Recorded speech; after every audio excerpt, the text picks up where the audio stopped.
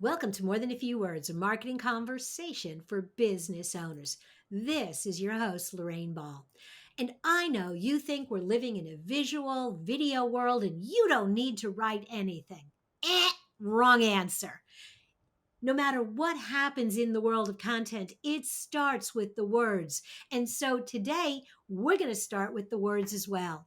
To help me have that conversation, I've invited international educator and author Erin Lebacqz to join me. She has been teaching writing for over 25 years, and her clients include business and nonprofit organizations. And her new book, High Value Writing Real Strategies for Real World Writing, helps business writers boost their confidence by writing clearly, concisely, and with intention.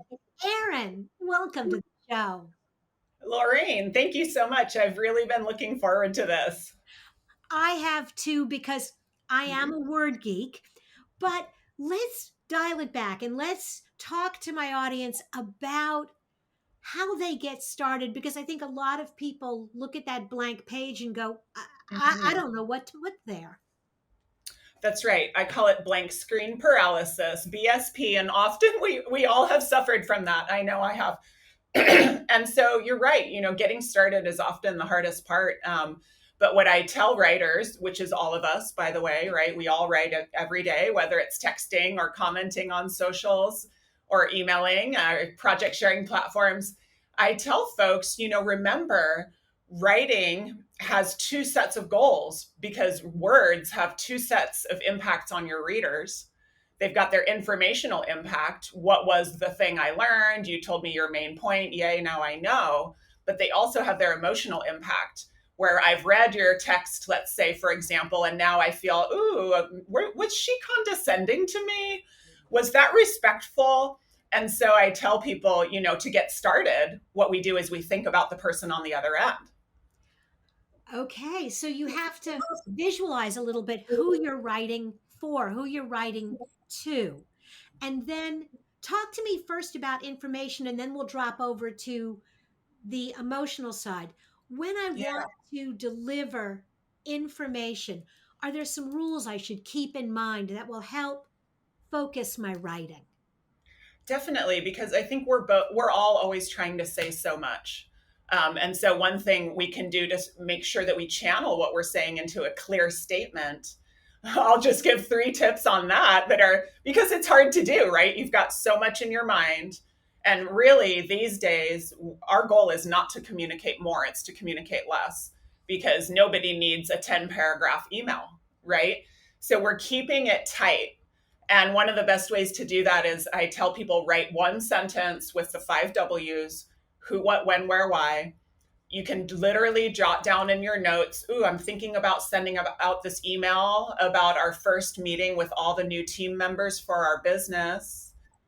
Um, and to that effect, I'm going to jot down who, what, when, where, why am I talking about? And then I'm just going to turn that into a sentence. And guess what? There's your main point. Now you've written a main point. That's maybe sentence number one in an email. And then maybe you're done. Or maybe you need sentence number two, a call to action, which is where you give your reader an action verb of what they need to do in response. So if I said something like, my main point, ooh, we're doing a food drive. We want to gather food for people who need it.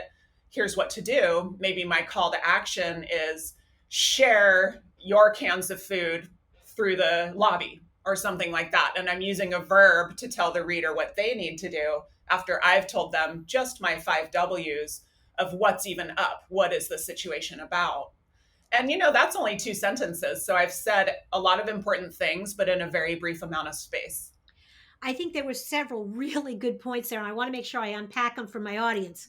Number one, the key to informative communication is less, not more. Don't Right. bury, don't bury in, don't bury the most important information in a sea of words. Be very, very direct. And Mm-hmm. then use verbs for your call to action. If you want people to take action, you got to tell them what action you want. You've got to tell them. And, I'll get questions where people say, ooh, I feel rude telling someone what to do. And then I say, what's ruder is not letting them know what they're supposed to do. because we all know what it's like to read an email and think, okay, I have a guess as to what my action is, but I need to study this further. 15 Mhm. minutes later, you've spent your time trying to figure out what you're supposed to do. So it's actually helpful to just give someone a straight up verb. You Mhm. can make it a friendly one. You don't have to say that you're demanding something. You can say, please provide your information. And that's super polite, but still very clear. And that still polite really kind of sets up the second half of the communication that you alluded to, the emotional piece. So, as I've got this information, how do I take straight, boring facts and elicit some kind of emotional response, and hopefully one that is positive towards me? Right, right. And that's the key. A happy reader is a helpful reader for us. We're going to get what we're hoping for from our readers when we treat them with respect and when we make their job easy. I always say with writing and reading, someone's going to do the work. Maybe if it's not us, the writer, making things easy, then our reader is stuck with the work. And so they're not going to be very enthused about our ideas in those cases. So, easiest trick we can do to make sure that we are, even while being concise, still relational. Back to the verbs. Our verbs are not only our concision words, but they're our tone words. And so I'll ask students in a business writing class in the workplace, for example, what would you prefer if I say, hey, thanks for joining us in this class, or thanks for attending this class? Which makes it sound like I care about your experience? If I ask you to join me or if I ask you to attend. Now, those are both verbs. And we can see how if we ask someone to join us, there's a togetherness element. But if we ask someone to attend, it sounds a little bit like they're a number, a little bit like we're separated. And so little clues like that, and those actions usually happen in a verb where we can change the verb slightly to create a sense of togetherness or to reduce the distance between yourself and your reader, and using verbs and words in general that are familiar to our readers, not intimidating or accidentally alienating someone with showy words, but just straight up verbs. Can you please give me your headshot? The verb was give. There's nothing rude about it. We're getting actions done. But You that's know, where we want to look for tone as our verbs. it's funny as you say that. A number of years ago, I was responsible for a brand that was really trying to humanize. And one of the things that, and I just used a word ending in IZE, but they were trying to create this more human persona. And we outlawed any word that ended in IZE. We did You're not trying to optimize, we did not maximize, we did not humanize. right, We right, or dehumanize for that matter. humanize. We made the most of. Yes, Um, we we grew, brought we more, yeah, produced.